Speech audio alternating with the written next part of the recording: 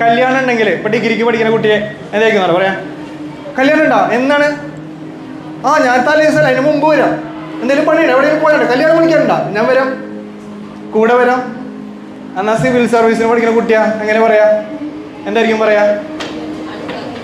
കുട്ടി പറയാ എന്താ, കല്യാണം ഉണ്ട്, ഞാൻ ആ സമയത്ത് ഭക്ഷണം കഴിക്കുന്ന സമയത്ത് വരാട്ടോ. ഭക്ഷണം കഴിക്കണ സമയത്ത് വന്നിട്ട് ഭക്ഷണം കഴിഞ്ഞിട്ട് ഞാൻ പോരും, കാരണം എനിക്ക് പഠിക്കാനുണ്ട്. എൻ്റെ സ്വപ്നം എന്ന് പറയുന്നത് സിവിൽ സർവീസാണ്. അതല്ലാതെ ഈ സിവിൽ സർവീസ് മോഹിച്ചടക്കുന്ന കുട്ടിയും ഞാൻ കല്യാണത്തിൻ്റെ 2 ദിവസം മുമ്പ് വന്നിട്ട് കല്യാണം വിളിക്കാൻ വരാമെന്ന് പറഞ്ഞു കഴിഞ്ഞാൽ ഈ കുട്ടി സിവിൽ സർവീസ് നേടുമോ? നേടാൻ പറ്റുമോ?